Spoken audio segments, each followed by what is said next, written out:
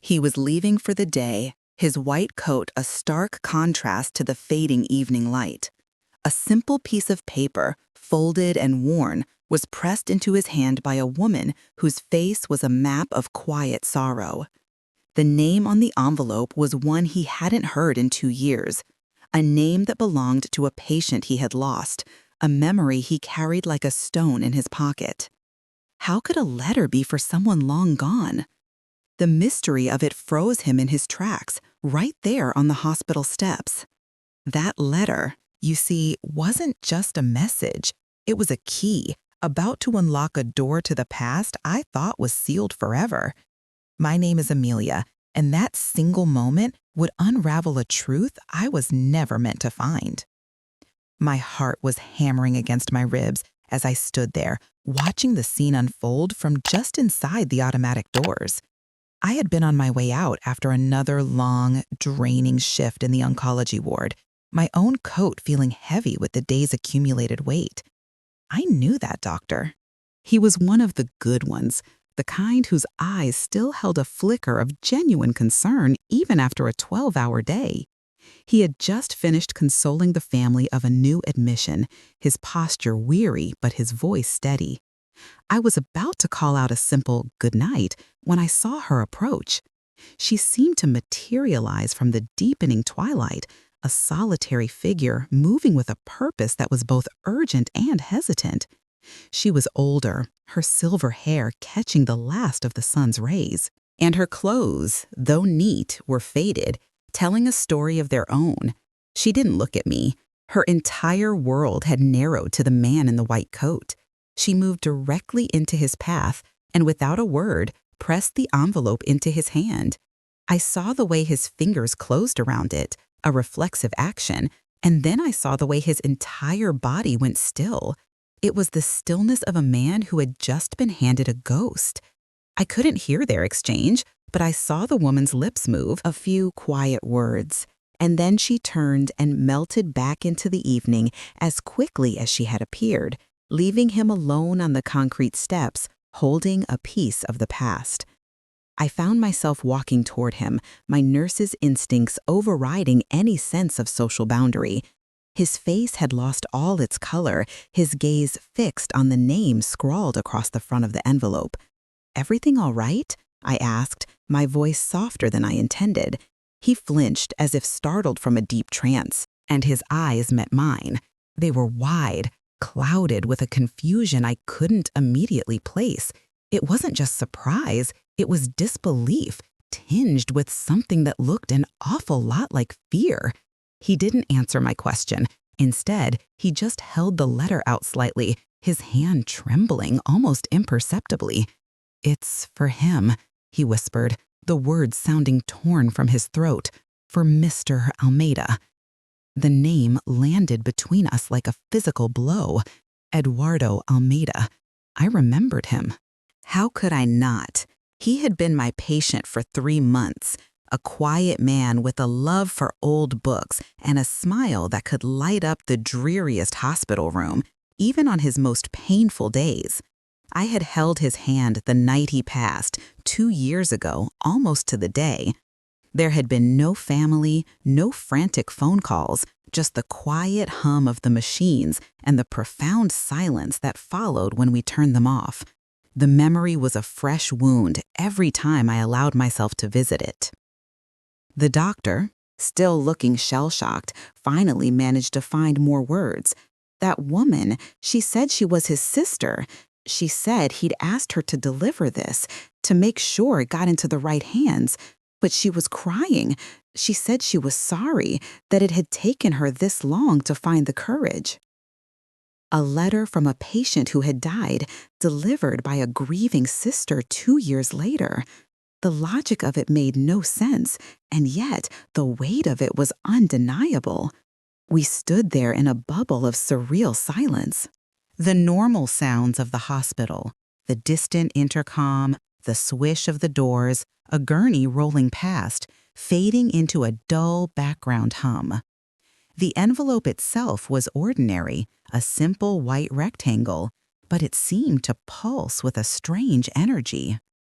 The doctor's name was written on it in a looping, elegant cursive, but it was the addressee that made my blood run cold.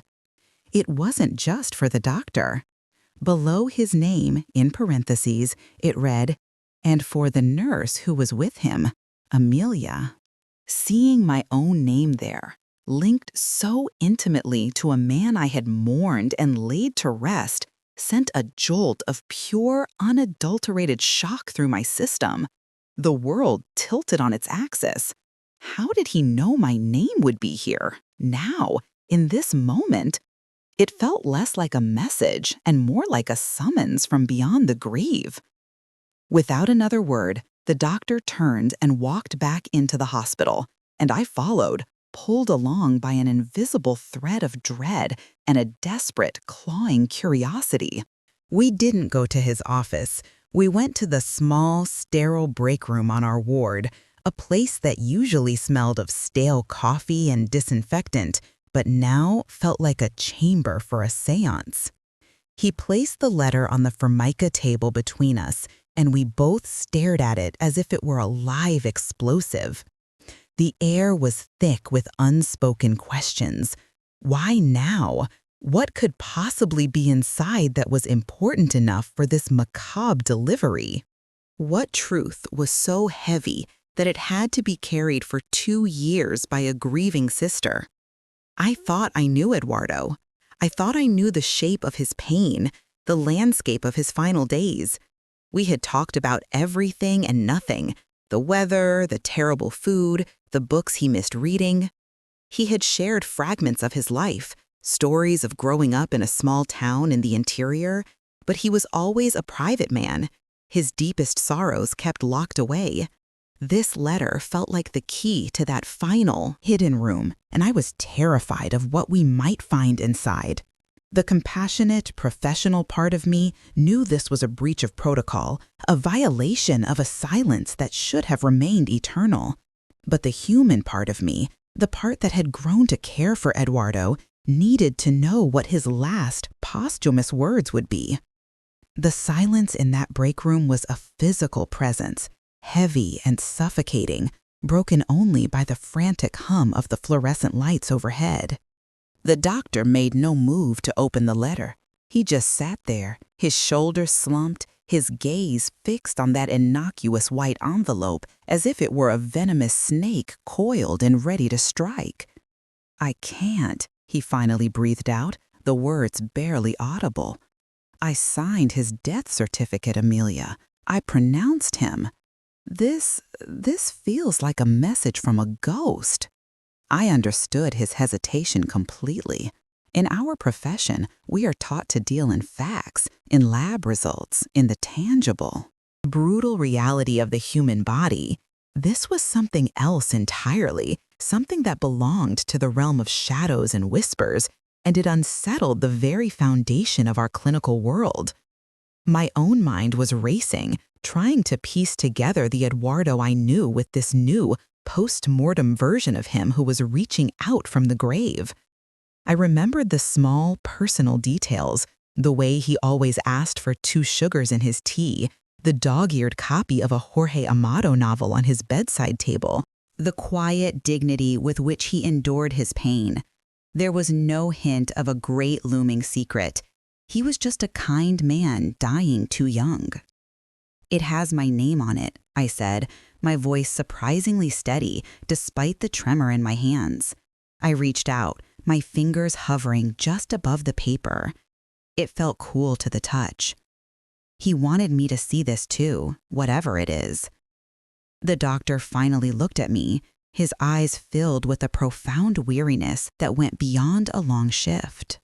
It was the weariness of a man confronting something he couldn't diagnose or treat. He gave a slow, almost imperceptible nod. With a deep breath that did nothing to calm my racing heart, I carefully picked up the envelope. It was heavier than I expected.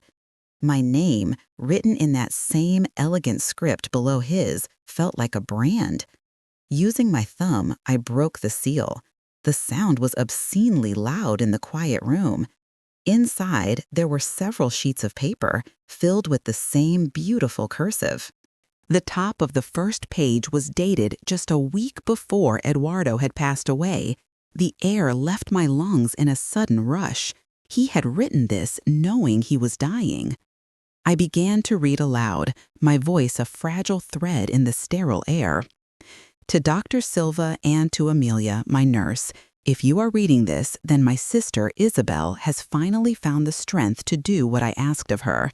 I have tasked her with this because I trust no one else and because she is the only one who knows the whole sorry truth. First, I must apologize for this strange delivery. I imagine it is a shock. Please know that it was not my intention to disturb your peace, but rather to unburden my own conscience before I stand before my Creator. There are things I have carried that are too heavy to take with me. I had to pause, my throat constricting. The formality of his words, the sheer weight of their intent, was overwhelming. This wasn't a casual note, it was a confession. I glanced at Dr. Silva, whose face was a mask of grim concentration. I continued reading, the words painting a picture of a life far more complex than the quiet patient we had both known.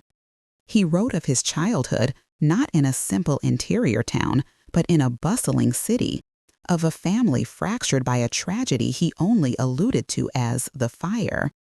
He spoke of a rift with his parents, a chasm of silence and regret that had never been bridged.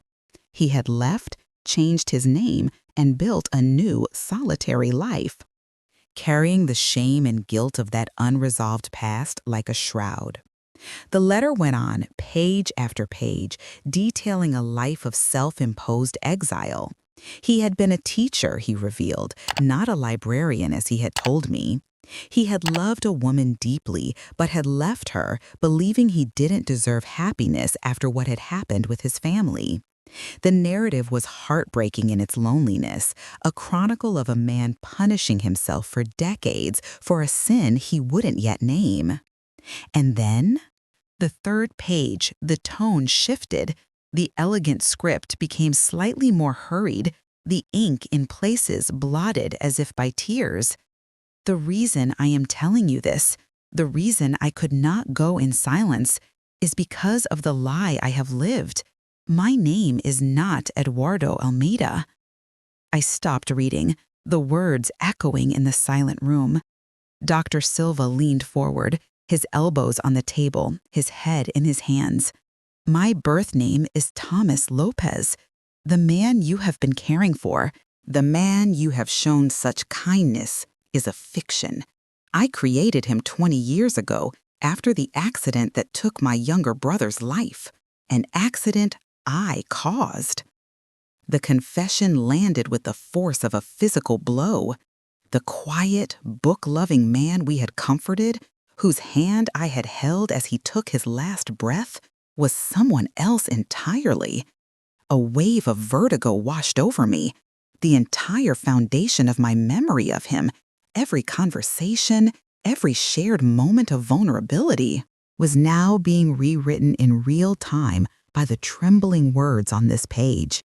He hadn't just been private, he had been living a complete and total lie, and in his final act, he had chosen us, his doctor and his nurse, to be the recipients of his ultimate truth. I have to pause the story here for a moment because my hands are still shaking just from the memory of reading those words. It's incredible how a single piece of paper can completely reshape the past. I often wonder about the stories and the secrets that people carry with them, hidden behind quiet smiles and everyday conversations. It makes me think about the patients I've met from all over. It would mean the world to me if you could share in the comments below which city or town you're watching this from. It's a comfort to remember that stories connect us all, no matter the distance. The silence in the room after that revelation was absolute, broken only by the frantic, ragged sound of my own breathing. I looked down at the letter, the elegant script now seeming to writhe on the page, each word a betrayal of the trust I thought we had built. Dr. Silva finally lifted his head from his hands, his face ashen. Tomas Lopez, he repeated, the name sounding foreign and heavy on his tongue. I remember that name from the news years ago. A fire in an apartment building in São Paulo. A child died. His eyes met mine, wide with a dawning, horrific understanding. It was ruled an accident, a forgotten cigarette, faulty wiring, but they never found the older brother who was supposed to be watching him. He just vanished. The pieces were crashing together with a force that made me feel physically ill. The quiet, dignified man whose suffering I had tended to, whose final moments I had honored, was not just a man with a secret past.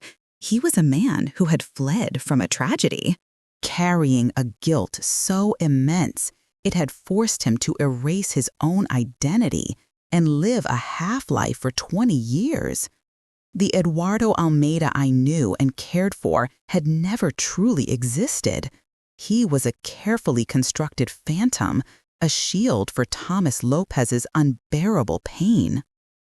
I forced myself to continue reading, my voice now a thin, reedy whisper, as if speaking too loudly might shatter the fragile reality we were clinging to.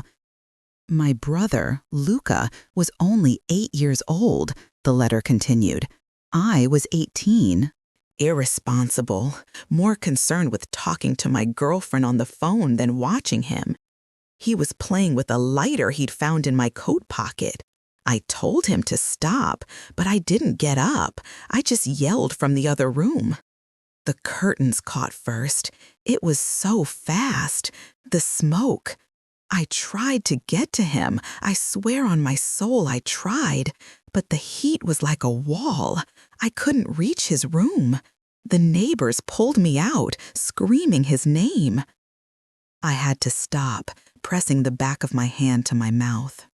I could almost smell the acrid smoke, hear the phantom screams. This was no longer a historical news clipping. It was the raw, unvarnished agony of the big brother who had lived. The guilt in his words was a living, breathing thing, so potent it seemed to seep from the paper and stain the air around us. He described the subsequent days in a blur of police questions and his parents' shattered, accusatory silence. He wrote that his mother couldn't even look at him, that his father had told him, "I couldn't bear it," the letter went on. "The shame was a physical weight, crushing me. So one night I just left. I took some money, caught a bus to the other side of the country, and became Eduardo Almeida. I chose a common name, built a simple history. I thought if I could bury Tomas Lopez deep enough, the pain might eventually fade. It never did. It became my constant companion, a shadow that grew longer with every passing year. Every kindness shown to Eduardo felt like a theft, a reward given to an imposter. I didn't deserve the friendship, the love, the simple peace that other people found. He detailed his solitary life, moving from town to town, never staying anywhere long enough for anyone to truly know him. He became a teacher, pouring all the love he felt he didn't deserve into his students, but he never allowed himself to form a real connection. He described the first diagnosis, the cancer, as a form of poetic justice, a final, fitting punishment for a life he believed was forfeit long ago. Reading this, my nurse's heart broke in a way it never had before. I had seen his stoicism as strength, his quiet acceptance as wisdom. Now I saw it for what it was, a profound and weary surrender to a sentence he had passed upon himself 2 decades prior. The letter then took its final, most devastating turn. The script became shaky, "There is one more truth, and this is the one that has haunted me most of all," he wrote. "There is one more truth, and this is the one that has haunted me most of all," he wrote. "When I left, I didn't just abandon my parents in their grief. I had a sister, Isabel. She was 15. She looked up to me. I was her big brother, her hero. And I left her there, alone in that house of ghosts, to deal with the wreckage I had created. I have written to her over the years, sending letters to an old friend's address, begging for forgiveness, sending what little money I could save. She never replied. Until 6 months before I got sick, she found me. She told me our father had passed away a year before, still bitter. Our mother was in a home, her mind lost to dementia. She didn't even remember she had a son named Tomas. Isabel said she had forgiven me long ago, that she had spent her life missing me. She was the one who convinced me to seek treatment, to fight. She was the one who held my hand through the first rounds of chemo, the real sister I had denied myself for so long. It was Isabel who gave me the courage to write this. This was the woman on the steps. This was the quiet sorrow we had witnessed. She wasn't just delivering a letter, she was fulfilling a final sacred promise to the brother she had lost and found, only to lose again. The letter was his attempt at amends, not just to us, but to the memory of his brother, to his parents, and to the sister whose love had finally, belatedly, begun to pierce his armor of guilt. He ended the letter not with a request, but with a plea. "I do not ask for your forgiveness, for that is more than I can ever deserve. I only ask that you know the truth of the man you cared for. The man you saw was a mosaic of my shame and my sister's grace. You showed me kindness when I believed myself a monster.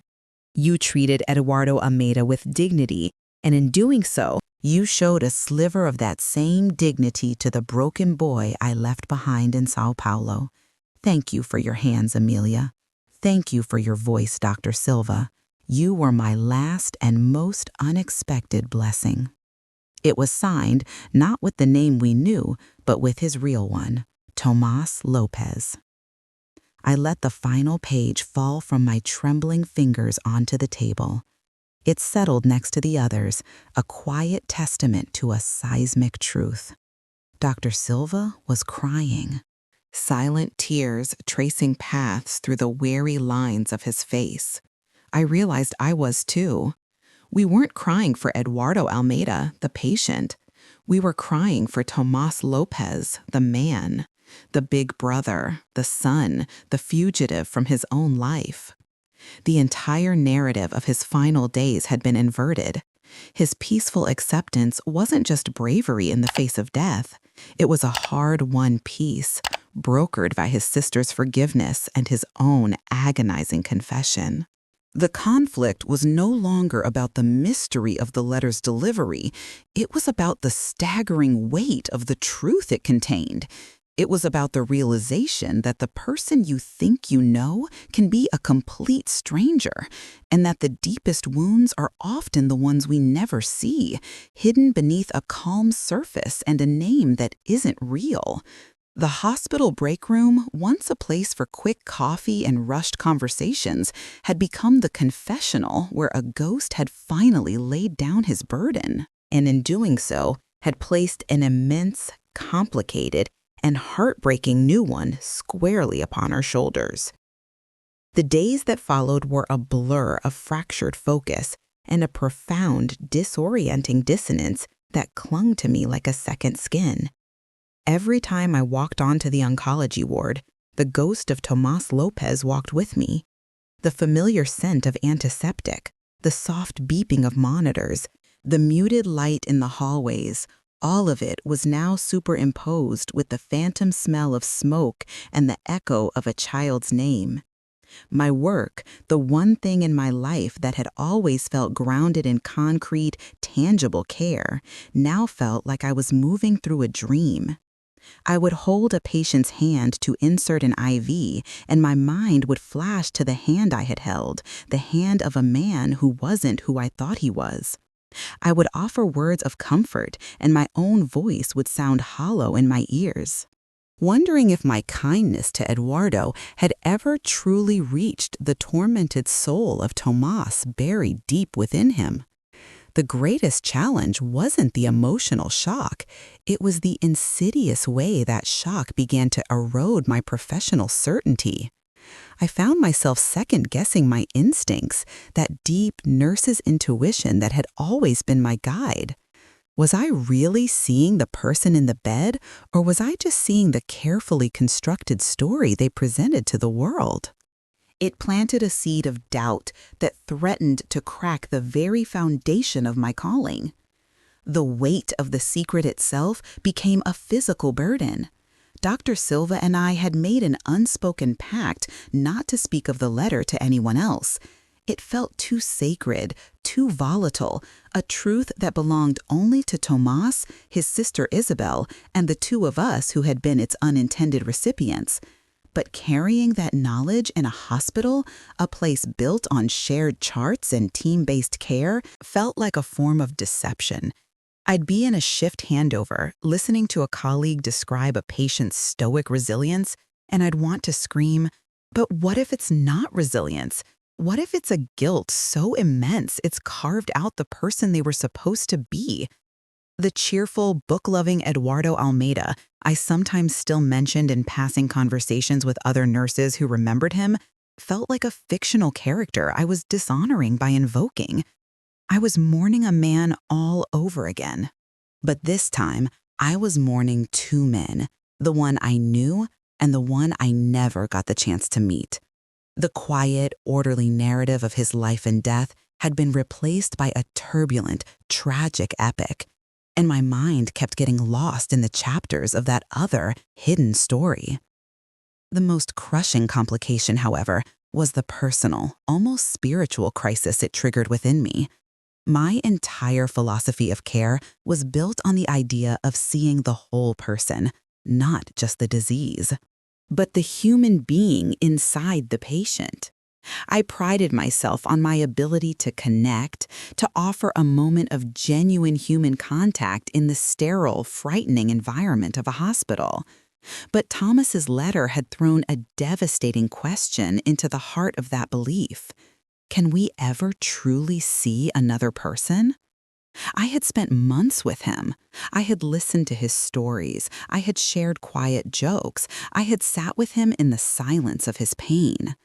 I had believed with every fiber of my being that I saw him. But I had only ever seen the shore. I had never glimpsed the turbulent, dark ocean he was navigating.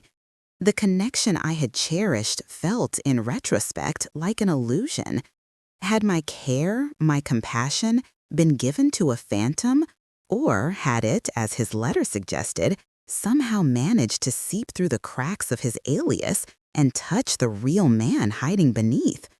I couldn't find a solid answer, and the uncertainty was a constant, gnawing ache in my soul. It made me feel like a fraud in my own life. This internal turmoil began to manifest in small, terrifying ways. I became hyper-aware of my interactions with other patients. An elderly man with no family visitors became a potential Tomas, hiding a lifetime of regret behind his polite smiles. A young woman who was unusually withdrawn wasn't just scared of her diagnosis. In my newly paranoid mind, she was perhaps carrying a secret too heavy to speak. I was overinterpreting every sigh, every averted gaze, layering my own fresh trauma onto their individual struggles. It was unsustainable, and I knew deeply unfair to them. I was there to be their anchor, not to project the ghost of one patient onto all the others. One particularly difficult night, I was caring for a terminal patient, a woman about the same age Tomas had been. Her family was gathered around, their grief a palpable living thing in the room. As I adjusted her morphine drip, her hand fluttered up and grabbed mine with a surprising strength. She looked directly into my eyes and whispered, "Thank you for your kindness." They were the same words, almost verbatim, from Tomas's letter. A cold dread washed over me, followed by a wave of such intense sorrow I had to excuse myself from the room. Leaning against the cool wall of the corridor, I fought for breath, the professional composure I had spent a decade building shattered by a single, echoing phrase. The challenge was no longer just about grappling with a revealed truth. It was about finding a way to continue my life's work when the very premise of that work, seeing and healing the person in front of me, felt like a lie I had been telling myself. The letter hadn't just delivered a secret, it had delivered a crisis of faith, and I was drowning in the deep, dark water between the man I thought I knew and the man he truly was. The breaking point came a week later, on a rain-slicked Tuesday evening that felt like the entire world was weeping. I was assigned to a new patient, a man in his late 40s named Roberto with an aggressive pancreatic cancer. He was quiet, reserved, and had a stack of history books on his nightstand. The parallels were too stark, too cruel. Every time I entered his room, my heart would hammer against my ribs, a frantic bird trapped in the cage of my chest. I'd hear the crinkle of the paper pillowcase, and it would sound like the unfolding of that damned letter. I'd see him looking out the window at the rain, and I'd see Tomas looking out at a future he believed he didn't deserve. I was trying to care for Roberto, but I was seeing the ghost of Eduardo, haunted by the specter of Tomas. I was failing him, and I was failing myself. The climax wasn't a loud, dramatic event. It was the silent, catastrophic shattering of my own spirit in the middle of a routine medication round. I was in his room, preparing his evening dose of pain medication. He was watching me with a calm, observant silence that suddenly felt unbearable. "You're very kind," he said softly, his voice raspy from the disease. His words, so innocently meant, were the final, precise strike against the fractured dam of my composure. The room seemed to tilt, the fluorescent lights buzzing like a swarm of angry insects. I fumbled with the syringe, my hands trembling so violently I nearly dropped it. All I could see was Isabel's face on the steps. All I could hear was Tomas's written voice thanking me for my hands. I wasn't just administering medication. I was participating in another story, another life filled with its own unseen chapters of love and loss, and the weight of that responsibility, mixed with the unresolved grief for Tomas, became utterly crushing. A choked sob escaped my lips before I could stop it. I turned away from Roberto, gripping the edge of the medication cart until my knuckles turned white, tears streaming down my face in a hot, silent flood of utter professional and personal defeat. I managed to mumble an apology, to finish the task with robotic movements, and practically fled the room. I didn't go to the break room. I went to the one place I knew would be empty at that hour, the small chapel on the ground floor. It was a non-denominational space, just a few pews and a simple stained glass window. But in that moment, it felt like the only solid ground left in a world that had turned to quicksand. I sank onto the hard wooden bench, burying my face in my hands, and finally let the storm break. I cried for Tomas Lopez, for the boy who had lost his life and the man who had spent his own life atoning for it. I cried for the brother he lost, for the parents whose hearts were broken twice over, and for Isabel, who had carried the letter and the hope for 2 long years. And then I cried for myself, for the nurse who felt like a fraud, for the connection I thought was real but now feared was an illusion, for the terrifying realization that I was surrounded by people, by patients, who were all navigating their own private, invisible oceans of pain, and I could only ever offer a life raft from the shore. I don't know how long I sat there, but when the tears finally subsided, leaving me hollowed out and raw. A strange and profound clarity began to seep into the emptiness.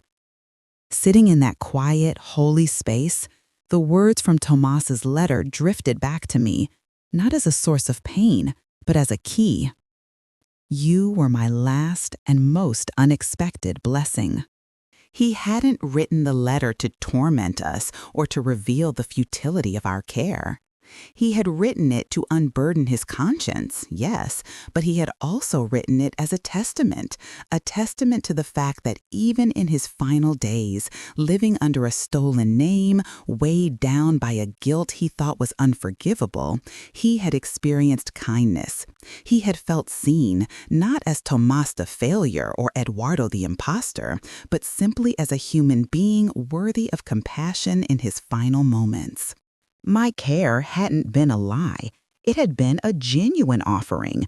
It was his ability to receive it that had been blocked for 20 years, until his sister's forgiveness and his own impending death finally chiseled a crack in the wall.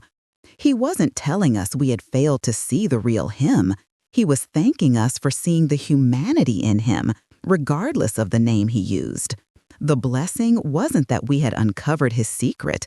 The blessing was that our simple human decency had mattered to him so deeply.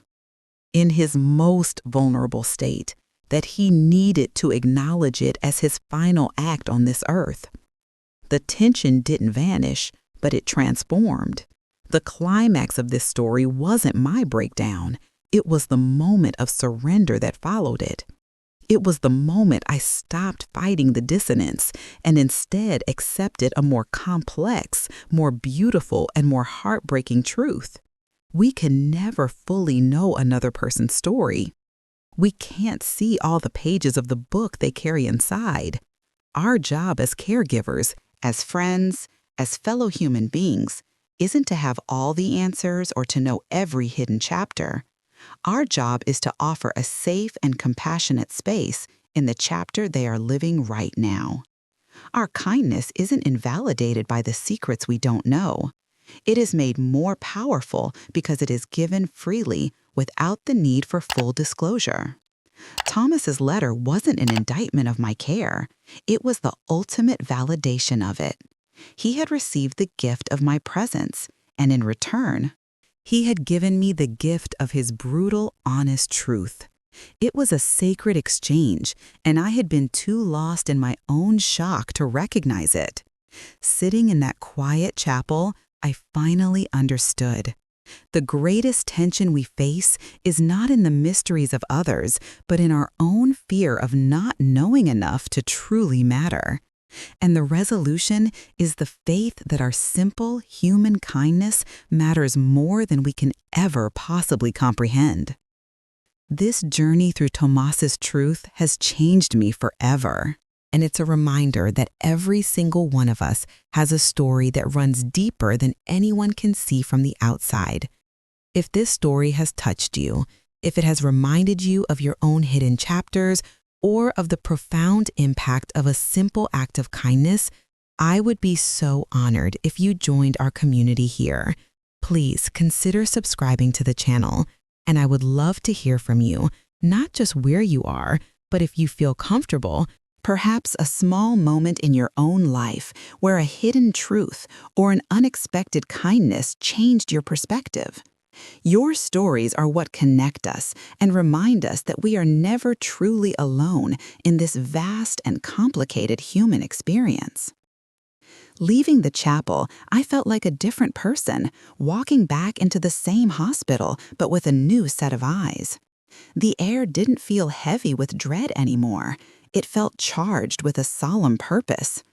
I went straight to the oncology ward. But instead of heading to the nurse's station, I walked with a quiet determination to Roberto's room. I paused at the door, took a deep, centering breath, and knocked gently before entering. He was still awake, reading one of his history books in the dim light of his bedside lamp. He looked up, and I saw a flicker of concern in his eyes, no doubt remembering my abrupt departure earlier. "I owe you an apology," I began, my voice calm and clear. a stark contrast to the fractured woman who had fled hours before. My behavior earlier was unprofessional. I'm truly sorry if I caused you any distress. He waved a dismissive hand, a kind gesture. No need. We all have our difficult days. But I needed to say more, not for him, but for me. It's just, this job teaches you that everyone has a story, a history that we can't always see. And sometimes the weight of those unseen stories can be overwhelming. He nodded slowly, a look of deep understanding passing over his face. My brother's nurse, he said softly, she told me something similar after he passed. She said we are all libraries, and most people only ever read the title on the spine. His words were a perfect, gentle echo of the clarity I had found in the chapel. I didn't need to know Roberto's entire history. I just needed to be present for him in this chapter, the one titled Cancer. The next day, I sought out Dr. Silva. I found him in his office, staring at a patient's chart but not really seeing it. The letter from Tomas was sitting on the corner of his desk, a silent, potent presence. "We can't keep this," I said softly, gesturing to the envelope. He looked up, his eyes tired but clear. "I know, it doesn't belong to us." We decided, together, that it belonged to Isabel. She was the rightful keeper of her brother's truth, the one who had carried the burden of its delivery. Dr. Silva had kept her contact information from their brief, poignant meeting on the steps. We didn't call. That felt too impersonal for the weight of what we were returning. Instead, we arranged to meet her at a quiet cafe a few blocks from the hospital, a neutral ground far from the memories of sickness and death. When she arrived, she looked less like a ghost from the twilight and more like a woman tentatively stepping back into the sunlight. She was still dressed simply, but her posture was straighter. Her eyes, while still holding a deep well of sorrow, were no longer clouded with the urgent anxiety of her mission. I placed the envelope on the table between us. "We read it," I said, my voice thick with emotion. "We know about Tomas." Her eyes welled with tears, but she didn't look away. She simply nodded, placing her hand over the letter as if reconnecting with a part of her brother's soul. "Thank you," she whispered, "for reading it, for knowing him. He was so terrified to send this, you know? He was so sure you would hate him, that you would feel betrayed." Dr. Silva leaned forward, his voice gentle. "We didn't feel betrayed. We felt honored and profoundly sad for the pain he carried." We sat there for over an hour, the three of us, sharing stories. Isabel told us about the big brother she remembered, funny, protective, brilliant. She spoke of the devastating void his disappearance had left and her decades-long quiet search for him. She told us how finding him, even sick and dying, had given her a peace she thought she'd never find. "He thought this letter was about his guilt," she said, wiping a tear from her cheek. "But for me, it was his way of finally coming home, of letting me bring all of him home, not just the part he thought was acceptable." In that moment, the final piece of the puzzle clicked into place. The letter wasn't a bomb. It was a bridge. It was Tomas, reaching back across the chasm of years and pain to reconnect with the sister he loved, using us as his witnesses. We hadn't been burdened with a secret. We had been invited to participate in his final and most important act of reconciliation. Returning the letter to Isabel felt like completing a sacred circuit. The energy that had been trapped and swirling between Dr. Silva and me was released, not into nothingness, but into a sense of peaceful closure. The ghost of Tomas Lopez didn't vanish from the hospital corridors, but he transformed. He was no longer a specter of doubt and dissonance. He became a quiet teacher. I started seeing my patients not as puzzles to be solved or libraries to be fully read, but as fellow travelers. I stopped trying to peer behind the curtain of their hidden lives and instead focused all my energy on the person sitting in front of me in that very moment. My care became more authentic, more grounded, because it was no longer contingent on knowing the whole story. It was based on the simple, powerful premise that every human being deserves dignity and compassion, regardless of the chapters they've left unread. The doubt that had threatened to shatter my career instead forged it into something stronger and more resilient. I learned to hold space for the mystery of another person, to offer comfort without demanding context. Weeks turned into months, and the sharp edges of the experience softened into a core part of my professional philosophy. I still thought of Tomas often, but the thoughts were no longer accompanied by a wrenching sense of failure. Instead, I felt a profound gratitude. His final gift to me was the liberation from the impossible burden of needing to know everything. He taught me that the most profound connections are often built not on full disclosure, but on the sacred space of shared humanity that exists in the present moment. One afternoon, I was assigned to a new patient, a young woman who was scared and withdrawn. I didn't try to force her to talk or to uncover the reason for her fear. I simply did my job with gentle efficiency, making sure she was physically comfortable, and then I sat with her for a few minutes in silence, just letting her know she wasn't alone. As I was about to leave, she looked at me and said, "You have kind eyes." It was a small thing, a simple observation, but it felt like a direct echo from Tomas's letter, a confirmation that I was on the right path. My kindness was no longer a professional tool. It was an offering, given freely, and its value was not diminished by the secrets I would never know. The crisis was over. The resolution was this new, hard-won peace, a deeper understanding of my role, not as a decoder of human souls, but as a guardian of their comfort, a witness to their courage, and a steady presence in the frightening, uncertain chapters of their lives. And so, the story that began with a mysterious woman on the steps found its true ending, not in a hospital, but in the quiet understanding that settled in my soul. The how of it all, the reason a letter was delivered for a man 2 years gone, was never about the mystery of its delivery, but about the profound human need for reconciliation. Tomas Lopez, living as Eduardo Almeida, needed to close the circle of his life. He needed to stand before his truth, not as a fugitive, but as a man finally making peace with the boy he had been. The letter was his vessel, his sister Isabel was his courageous messenger, and Dr. Silva and I were the chosen witnesses to his final authentic act. He didn't send it to shock us. He sent it because, in our anonymous professional kindness, we had represented a world he felt he had forfeited.